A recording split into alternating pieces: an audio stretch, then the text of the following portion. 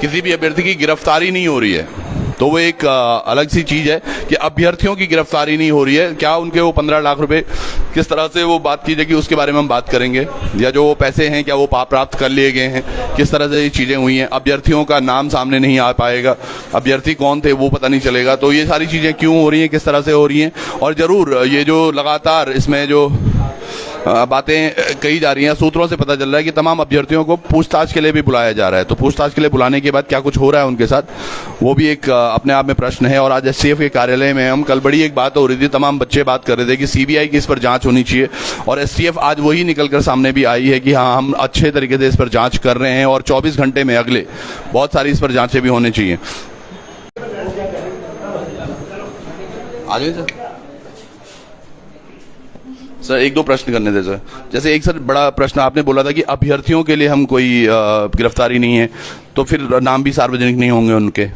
सार्वजनिक देखिए, अभ्यर्थी जो है कहीं ना कहीं इस जो हमारा एक गैंग था जो अपने धन अर्जित करने के लिए इस परीक्षा को लीक करा रहे थे, तो अभ्यर्थी कहीं ना कहीं उनके लुभावन में, लोक लुभावन की बातों में आकर, या कहीं ना कहीं आप कहेंगे सरकारी नौकरी का जो क्रेज होता है उसमें आ गए। तो मैं कहूंगा कि वो कोई मुख्य अभियुक्त या कोई सरगना नहीं है या कोई पेपर लीक के मास्टरमाइंड नहीं है। हाँ, उनसे गलती हुई है, जो विधि सम्मत गलती हुई है, जिन सेक्शंस के वो अपराधी होंगे उस संबंध में जो है विधिक कार्रवाई की जाएगी। गिरफ्तारी करना और ना करना वो एक आयोग का डिस्क्रिप्शन होता है कि कितने उसके खिलाफ साक्ष्य हैं और कितनी उसकी संलिप्तता उस मामले में पाई जाती है। सर जो ये मास्टरमाइंड है, इसके कितना क्लोज है एसटीएफ, अगर हम बात करें वाकई की मास्टरमाइंड के कितने, क्योंकि अब तक 22-23 लोगों ने काफी हद तक आप पहुंच चुके होंगे।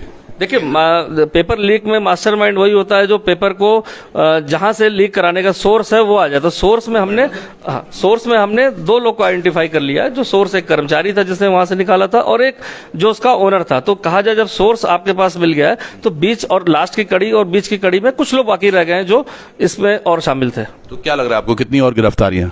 देखिए, अब जैसे जैसे साक्ष्य आते जाएंगे तो मेरा मानना है कि अभी कुछ लोग छूट रहे हैं जो हमारे विवेचना में साक्ष्यों में आ रहे हैं। तो जल्दी मुझे लगता है कि मैं इसमें जो भी इस कड़ी में जुड़े हुए थे वो सूत्रधार या जो भी उसके मास्टरमाइंड के रूप में कहिए काम कर रहे थे, या पेपर को एक जगह से दूसरी जगह लेकर धन अर्जित कर रहे थे, अपने छात्रों को बांट रहे थे, तो वो जल्दी पकड़े जाएंगे।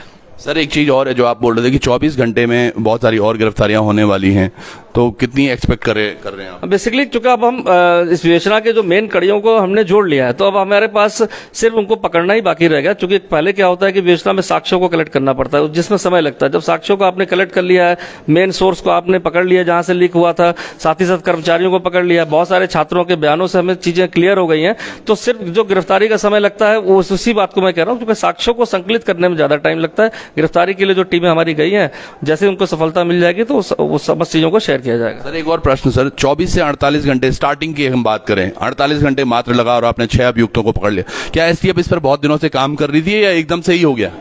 देखिए, बहुत दिनों से काम नहीं कर रहे थे, लेकिन आयोग से हमें पूर्व में शिकायत प्राप्त हुई थी। जब तक हम प्राथमिक जांच उसकी पूर्ण करते और इन शिकायतों का संज्ञान लेते हुए माननीय मुख्यमंत्री जी ने इसमें तत्काल मुकदमा दर्ज करने के आदेश दिए गए थे। उनकी अपेक्षाओं को देखते हुए, इतने बड़े घोटाले को, एक संदेह जो उत्पन्न हुआ था उसको देखते हुए दिन रात काम किया गया, और साक्ष्य जैसे ही हमें मिल गया तो उसमें गिरफ्तारी कर ली गई। चलिए, बहुत बहुत धन्यवाद।